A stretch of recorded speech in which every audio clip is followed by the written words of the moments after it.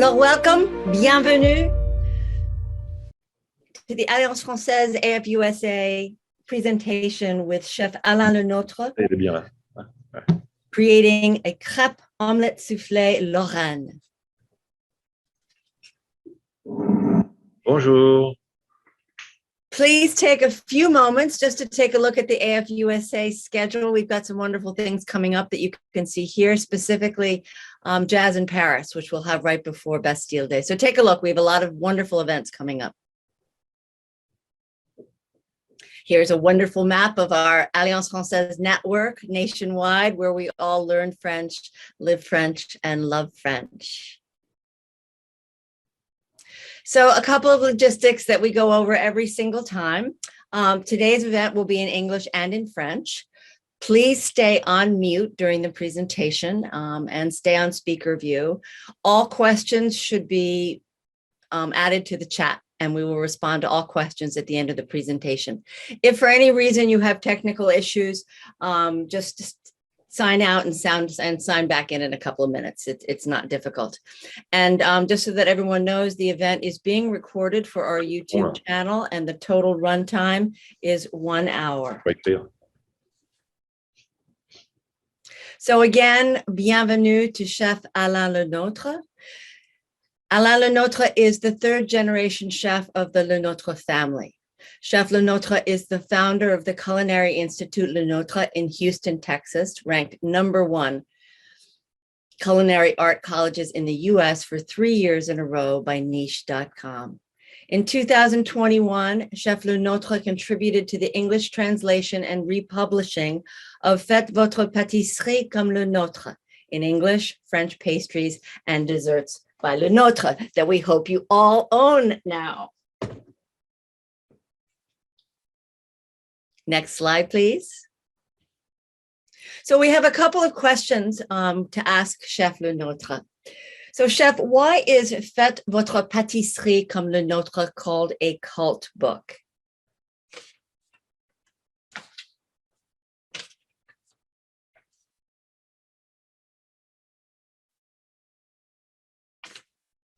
Can you repeat? He did not age. It was perfect for 40 years ago, and it's still perfect with more pictures and more recipes. And the pedagogy of that book is incredible when you are progressing through the recipe. You have a question in mind, and surprise, the next sentence has the answer to your question. My sister Sylvie, my sweet sister Sylvie, she does not like I call her sweet. She's watching me now from Briançon in French Alps, and created a technique presentation that pleases the professional and the amateur as well. It's a reason why it was published in 6 countries or 7, including Japan, and sold at almost 300,000. Did I answer the question?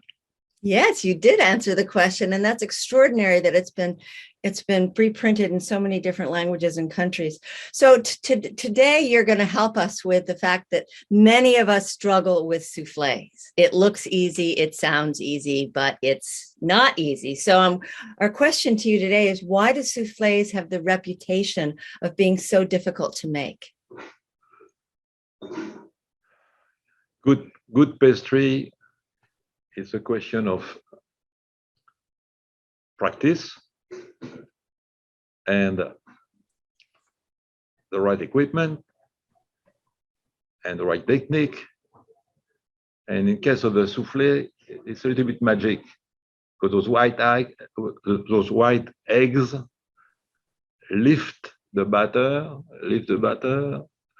and if it's undercooked, it's go down, it's flat. It's overcooked, it's dark. That requires some practice. So don't be surprised if you don't succeed at first. So where does this particular recipe come from? This is a little bit different than a classic souffle recipe. So where does this particular recipe come from? And how did you decide to combine two classic recipes, the soufflé as well as the crepe? Well, for me, it's my soufflé recipe. I don't know where it comes from. Maybe from the Médicis, when the French court under Louis XIII. I don't have any story on that. Sorry to be so brief. Okay. And then our final question before we start to learn how to create this masterpiece is what is Benedictine liqueur? It's something very special. It was created by a monk in the 16th century, Bernardo, in Fécamp. It's a fishing port in Normandy. It's a recipe of 27 herbs. It's a blend. A little bit of the style of a cognac. There is a B&B Benedictine and cognac 50-50 that has been created too.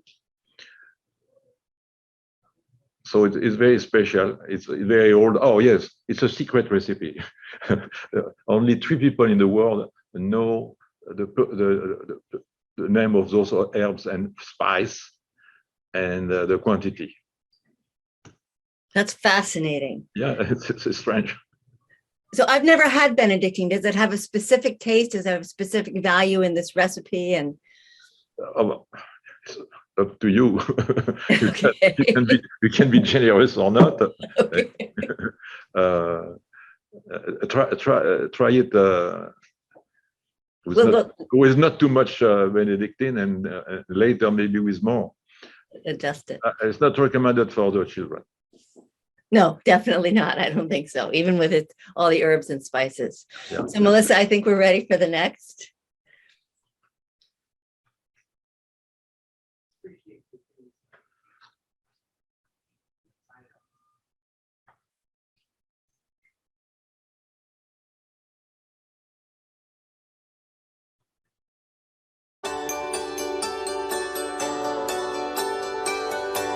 At Culinary Institute LeNôtre, We create a higher level of excellence. unstoppable potential. We create innovation built on tradition. Opportunity at every step. We create environments for our students to succeed. to live out their dreams. Born of a legacy of excellence. We are creating the culinary masters of tomorrow. See what you create. At Culinary Institute LeNôtre. I joined LeNôtre so I can perfection some techniques and learn from the best. It's really exciting to learn from chefs that give you every single ounce of knowledge that they have. I've been doing this for a long time. Just show them, the way it's going to be in the industry. They truly care about each and every student. He's going to hold me to his standard. That actually helped me later in life. I love being able to come to school every day knowing that I'll be challenged in an actual kitchen environment. I was able to gain so much knowledge, technique, and skill. It really helped me and helped me grow as a chef. Quality training gets you excellent chefs. Actually, a lot of my dreams have already come true, thanks to Culinary Institute LeNôtre. The number one in America.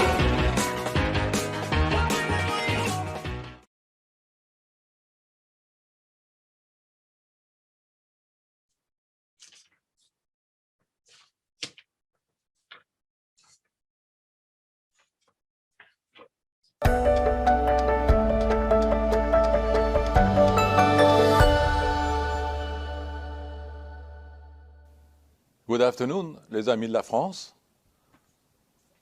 Vive l'Alliance Française. Today we are going to demo for you Crepe Omelette Souffle Loraine. 2 recipes for that. The crepe, page 312, and the omelette soufflé, page 318. So a little bit more reading than usual, but the result is worth the pain. So let's begin with the Crepe Omelette Souffle Loraine. Equipment for the Crepe Omelette Souffle Loraine. Baking sheet, a mixer or hand mixer, 2 bowls, 2 mixing bowls, 2 whisk attachments, a pie dish, a large skillet, a spatula, a palette knife, a whisk, and a lighter or torch if you wish to flamber. The crepe, the batter, 250 grams of all-purpose flour, 55 grams of neutral oil, 60 grams of sugar, 300 grams of whole eggs, 15 grams of Grand Marnier or Benedictine liquor, finely grated zest of 1 organic orange, 80 grams of melted butter, 750 grams of whole milk divided in 2, and 100 grams of butter for the pans. The ingredients for the soufflé omelette for the Crepe Loraine are butter and sugar for the serving dish, 120 grams of egg yolk, 200 grams of granulated sugar, 240 grams of egg white, 1 pinch of salt, 30 grams of lemon juice, 50 grams of the butter, 200 grams of Benedictine liquor or Grand Marnier liquor. The Culinary Institute LeNôtre used for its whole milk, the whole milk from Bordon, vitamin D, that you can find nationwide. The recipe of the crepe soufflé omelette. The crepe by itself, page 312, and the omelette inside the crepe, page 318. We will mix the ingredients one at a time. The flour,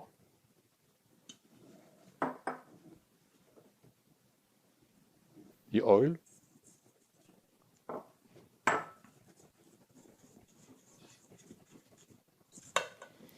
the granulated sugar,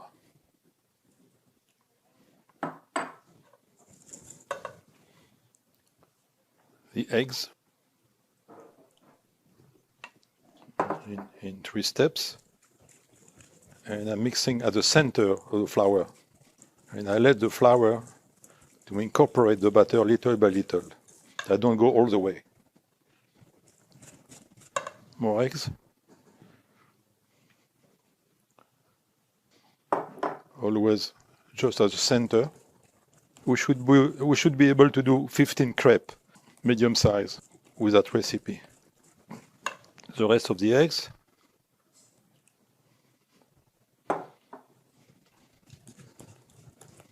Then the Grand Marnier or the Benedictine liquor.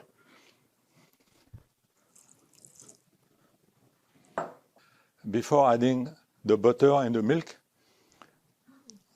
I advise to use a mixer, electric mixer, to make sure that the blend is smooth and liquid.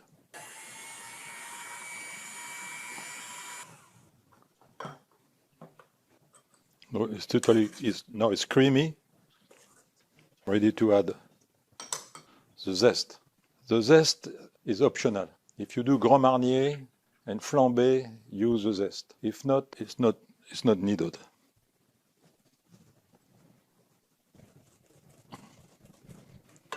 Now the butter from Normandy. If you do Benedictine, you know it's a liquor from Normandy, fécamp. Ready for the whole milk. We have to reserve the butter overnight in the cooler, well covered. Why is that? It will develop the aroma of each ingredient and it will thicken. Now tomorrow morning we will have a leftover of 200 grams of milk to make it more liquidy if needed before cooking. So I'm finishing, now that I know that my batter is uniform, I'm finishing to add all the milk, the whole milk, except the 250 grams for tomorrow, if needed. Beautiful. The batter is ready. Let's be patient. Overnight in the cooler, well covered. I sprinkled some sugar on the plate so it will not stick, and I will do the same thing in between each layer.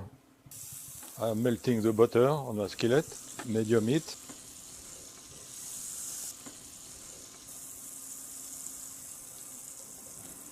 When it's warm enough, the butter.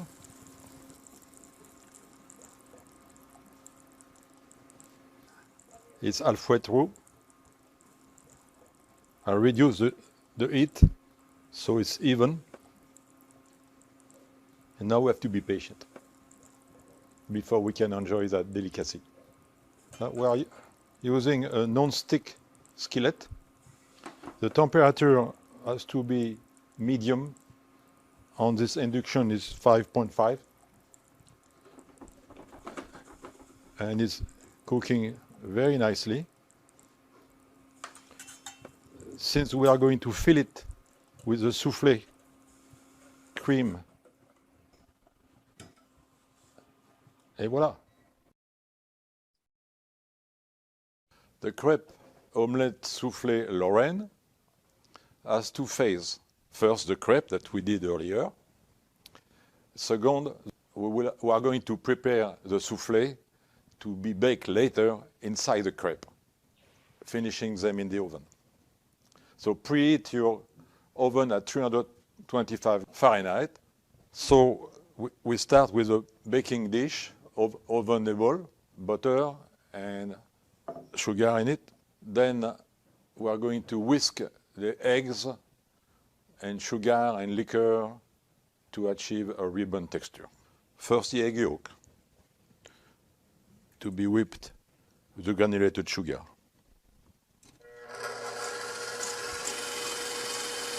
And the sugar, medium speed.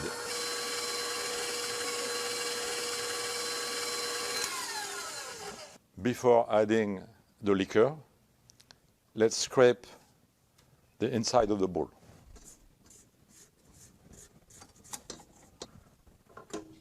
Medium speed.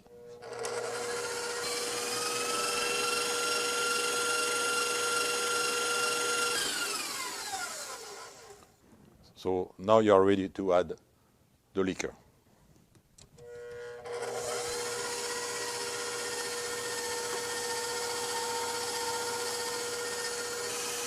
After adding the liquor, you accelerate slowly the speed of the mixing until it turns really white.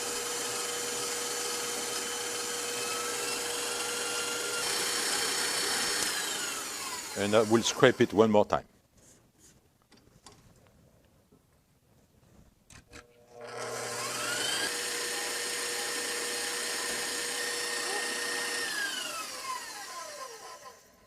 Five minutes later, how your egg yolk look like? They look white. In French, we say blanchir les jaunes, to blanch the yolk. So you see the ribbon you have to achieve after 5 minutes. We are going to do a kind of meringue without sugar to be added in the soufflé batter. Because it's a small quantity, I'm not using the big electric mixer. I think just the hand one will work. So I'm pouring my egg white here. I'm going to start mixing it, and then later add a little bit of lemon juice, and some pinch of salt.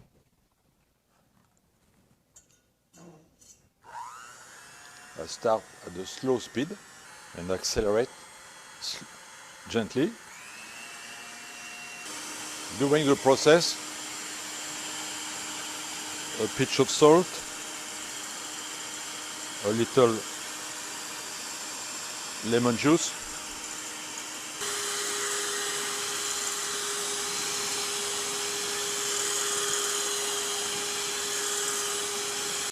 the final step to make it thicker will be full speed.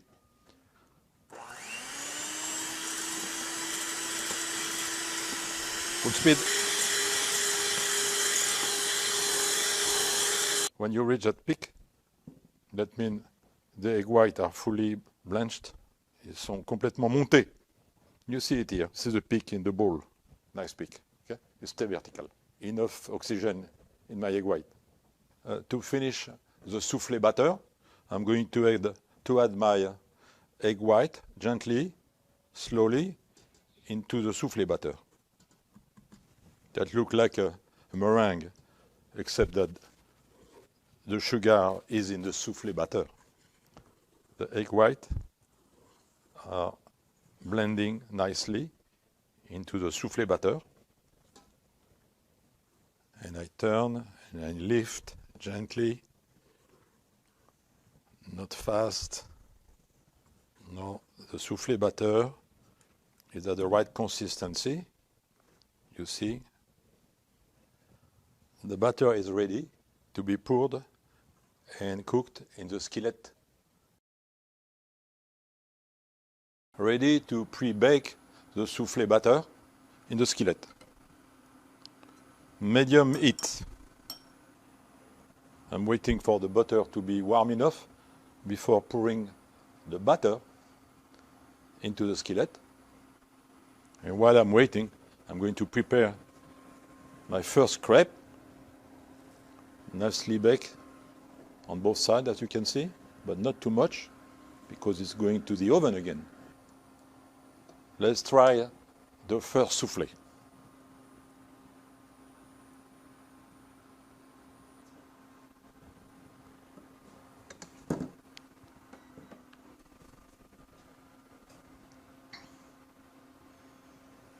It will take 4 to 5 minutes to pre-bake.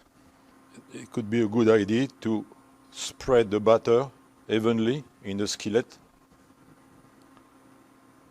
so not one side will cook faster than the other side.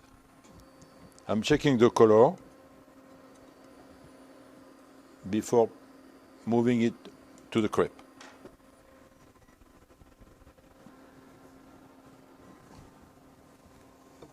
The folding of the Crepe Omelette Souffle Loraine. Here it is. And now it's ready to bake in the oven that you have preheated at 325 degrees, which is Fahrenheit, 175 centigrade.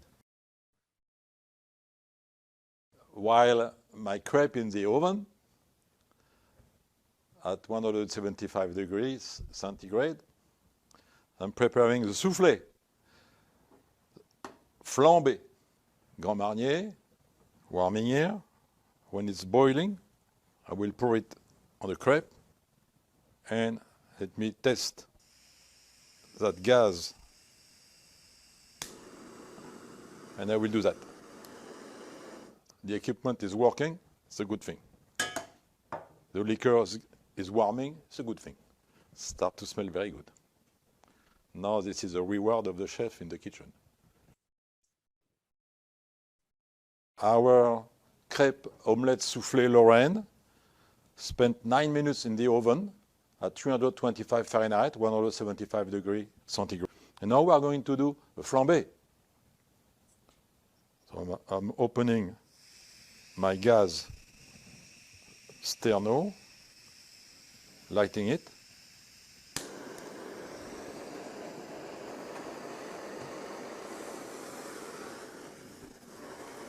And here we have the flambé going on. Splendid. Smell good. This is how your crepe omelette souffle Loraine will look like. It's super hot. Be careful before serving. And I'm sure your guests will applaud you. Vive l'Alliance Française!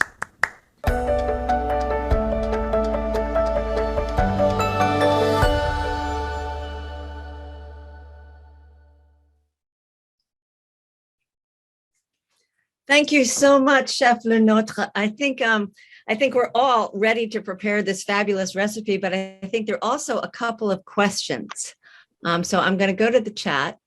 The first question is from Alan Tosh, who asks, for the crepe batter, printed recipe says 120 grams of eggs, but screen said 300 grams. Which is more correct? We're going to verify that. Next question while we verify.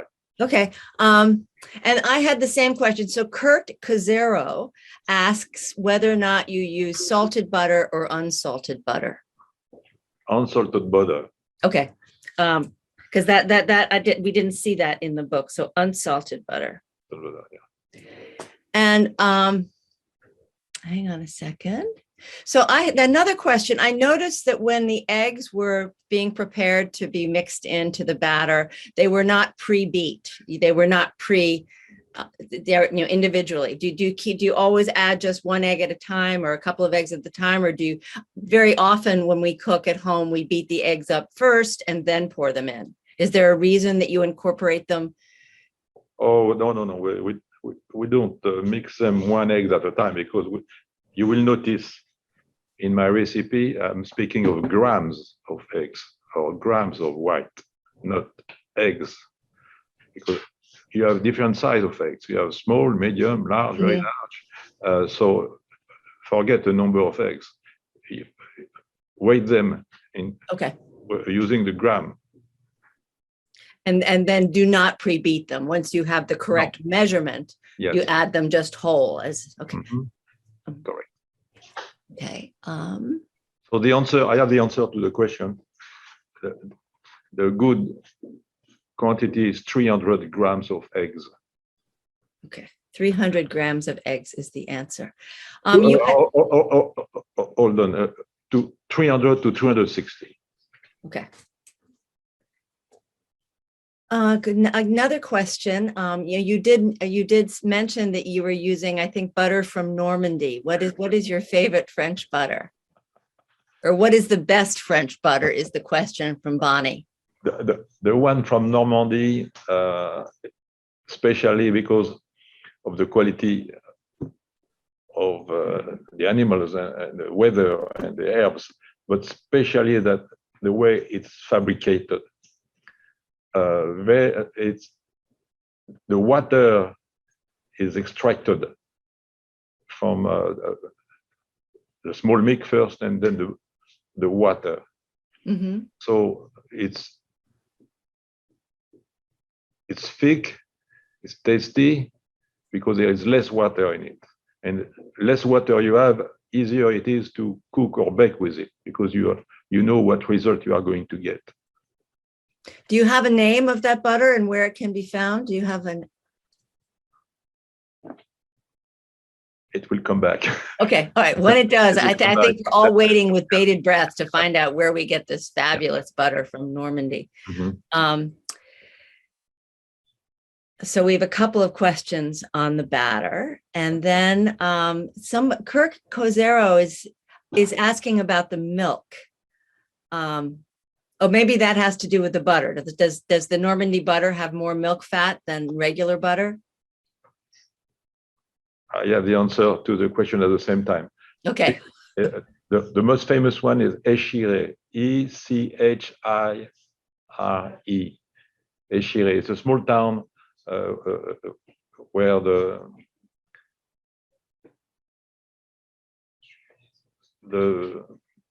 butter factory are very, very good at making a dry butter. Very important, especially for the puff dough. Imagine the puff dough. If you have butter and puff dough, your croissant will not be fluffy. Yeah, if it's got water in it. Melissa, will you put that in the chat? That I think you said Chef Échiré or Échiré? Echire. Okay, Échiré. Yeah, it's a small town. Perfect. Okay, so Melissa has put that. Yeah, in France we call that a laiterie. I remember visiting the laiterie of Échiré. It's fantastic, the equipment they have and how clean it is and the quality of the milk and how dry the butter is. All right, so everybody needs to get on their Amazon Prime account because it's apparently available on Amazon. Yes, I know for the professional, it's the most expensive, but in the LeNôtre pastry shop, we use only that. Yeah.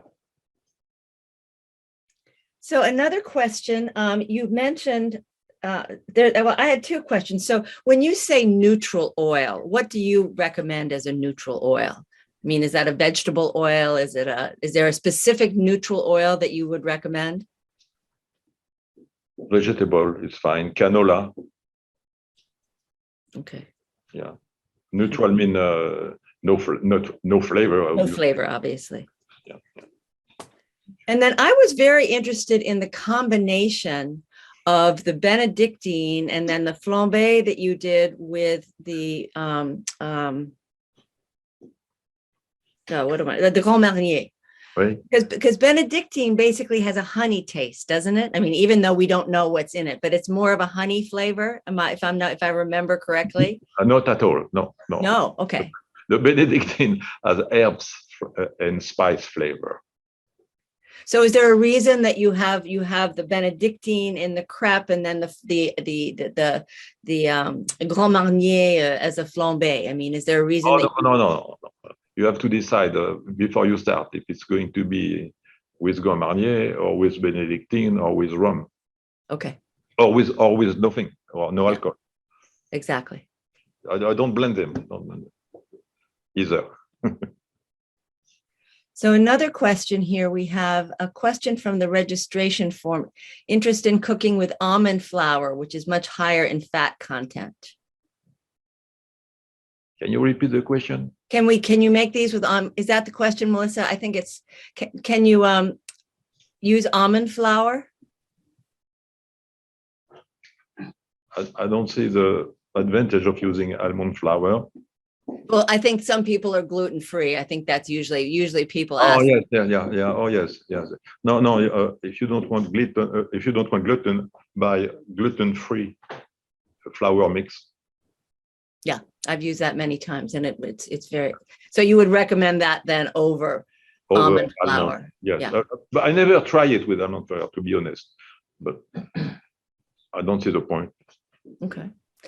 And then Kirk Casero is asking, could you layer the crepes flat in the baking dish and add a layer of souffle in between each one, creating a sort of layered cake? Oh, I don't think it will be feasible. The souffle is, even coming from the oven, it's still very fluffy and soft. And if you add weight on the top, it will be too flat. The look will not be good. Okay. Oh, yeah. And then, just one pocket, like on the movie. Exactly. Because otherwise, I would think it would get crushed. It wouldn't. Yes, yeah. It's a recipe I created, by the way. I never seen that anywhere. The crepe, yes, sometimes with a lot of filling, pastry cream, or the souffle, yes, sometimes with chocolate, nuts or something else. But together, I've never seen that. It's my creation. Beautiful. So here are some pictures of the crepes that I think everyone can see. And then there's the final product, the Grand Marnier. It's beautiful. The inside is beautiful when you see it sliced. So let's see if we have any other. Melissa, do you see any other questions here? Yes, there's, this one is about the the quantity of eggs again. And Donna's wondering, it says 300 to 360 grams of eggs for the crepe Suzette was mentioned, not 120 grams. Yeah. So I think that's, you answered that question before. Yeah, 300 to 360 grams of eggs. That was correct. And then another question that I would have, Americans are fat phobic. We're terrified of butter. We're terrified of whole milk. So I would think the recipe stresses, and you stress that you use the vitamin D whole milk. Whole milk, I assume, is a very important ingredient in this recipe versus people that want to try and sneak in, low fat milk or. Is that a statement or a question? No, I think whole milk is whole milk essential versus someone wanting to use a lower fat milk. It's tastier to me. Yeah. I prefer the taste and the consistency of the whole milk. Both will work. I did not experiment it. Again, it's a creation. Okay. Go ahead, experiment with one or the other. No, it would only make sense to use real butter and whole milk for most people. Yeah. Oh, here we go. To my question, somebody's asking if you could use half and half instead of whole milk. I don't think so. But again, if you want to experiment, why not? It will be your own recipe. I will not do it. Okay. So, Melissa, do you see any other questions for Chef LeNôtre? No, not at the moment. So maybe we can just say a few words. This is going to be, Chef LeNôtre has been so generous with this incredible series that he has created for us, and we will be back in September. Maybe, Chef, if you're interested, give us a little teaser as to what you might be preparing in September, so we know what to look forward to when you come back from your summer holiday. Well, there will be. It's bizarre because we did not plan that. There will be more recipes using egg white. Because if you think about it, more egg white, lighter, and less cholesterol you have in your pastry. Is it not what you are looking for sometimes, right? But no, I mean, it's an American thing. I mean, I am as francophone as a francophile can be. So I wouldn't be the one that was looking for lighter food, but it is an issue in American cuisine. Everything you see is vegan and low fat, and yeah. Anyway, so I remember that you had mentioned something about I don't want to say disaster, but something that happened with soufflés in the White House. Oh, yes, absolutely. Absolutely. It's something you have to keep in mind. When you are ready to whip your egg white, and this is at the last minute. So normally it's just before baking the soufflé.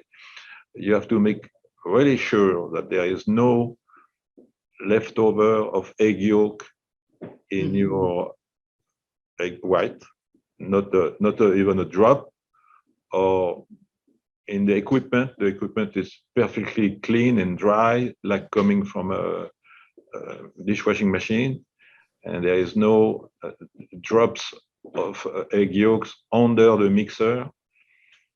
Because my friend, executive chef, pastry chef, a Frenchman at the White House, had a terrible experience. He had to prepare soufflé for 250 people. And so we had big mixers, a lot of egg white. And the first batch did not rise in the bowl. And they wonder why. So they trash all of that, clean the bowl, start again. The second batch, same thing. The egg white were not going up. And the egg white had been in the cooler the night before, and finally he inspected the mixer and found few traces of oil in the machine itself, not on the bowl. And with the heat, those drops of oil had fall in the egg white and rinse them. So we had the mixer totally clean again, and the third try was a good one, just on time. Already there was not 2 minutes left. The soufflé had to go to the table right away. Everything was so scheduled. So that's a lot of eggs. So that somebody else has a question that might be relevant to this, what happened at the White House. Should the egg whites be room temperature? Yes, you separate the egg and the white the day before, and the egg white you use them at the egg temperature.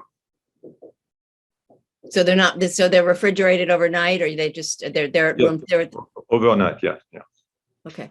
And then I saw when you were preparing the crepes, so the batter, you said you suggested that it be refrigerated overnight, correct? Same thing, yes. Yeah, and then I was a little bit confused, and then the milk is added to create the consistency that you want to make the crepe. Normally, the consistency is right, but because the flour change from one batch to another, you have to verify the consistency. So it's good to have some extra milk to add in case it's too thick. But normally the recipe is right. You don't have to add any additional milk. But it's important to refrigerate it overnight to create the consistency that you need. Yeah, because not just because it's refrigerated, because raw eggs need to be refrigerated. You don't want germs to grow. Okay. All right, that's good to know, because a lot of people, when they're making crepes, will just whip up the crepes and then the batter is there, and then you can make the crepe versus putting it in the refrigerator overnight before cooking the crepe. So it's an important tip. But do it safely. Let them rest in a cooler, but in a cooler to be safe. Yeah. Okay. Bonnie is asking, if I went to a cafe in Paris, do they prepare a Crepe Omelette Souffle Loraine? It will take too much time. It's a reason why in upscale restaurant, they ask you if you want soufflé when you take your order at the beginning of the meal. This way you don't have to wait to get the soufflé. And somebody has added a comment based on what you just said. Le client attend le soufflé n'attend pas le client. Parfait. Exactement. Okay. Melissa, do we see any other questions for Chef LeNôtre? I think we've gone through most of the questions. So, and for anybody who has not already purchased this book, I have 2 copies, and it's, please go to, it's available on the link below. I think it's also probably available it is available on Amazon, because I had to buy an extra copy because I didn't have one here. But please, everybody buy this book. And we look so forward to working with Chef LeNôtre and his team starting in September on another series. Yeah, the first recipe will be the lava cake. And that's in the book, I think, isn't it? If people wanted to. Yes, it's in the book, yes. I'm going to find the page number so that people can look quickly. Maybe you can try experimenting by yourself to see if the book. Well, exactly, because hang on, lava. What would it be under, Chef? Lava? I'm not seeing it. I know I've seen it in here. Cakes. I apologize. There are 400 pages, so I don't know all of them. But here it is. Lava cakes, for those people looking. It's on page 284 and 285. Thank you. So what might be fun is for, as we start to experiment and try all the wonderful recipes that you've taught us in the past couple of months, if those of us that want to try it before will have even more constructive questions to ask you based on our errors or tries in terms of creating the lava cake. So I really want to thank Chef LeNôtre and thank you, Melissa, for the presentation, and thank you everyone who joined us today. And stay tuned to the AFUSA website for the exact date of the September lava cake demonstration by Chef Alain LeNôtre. We're very, very grateful for your generosity with your time and your expertise. And thank you so much for this wonderful book that's going to become our dessert Bible. And remember, we're working a trivia with games and prize to receive in addition to the recipe. Exactly. We're going to make it more fun, and we'll make that clear in the next description of the event. Yeah. And again, to Chef LeNôtre's point, there'll be trivia questions and prizes, and we'll all learn a lot and have fun. Thank you, Melissa. Thank you, René. Au revoir, l'Alliance Française. Bon été. Bon été.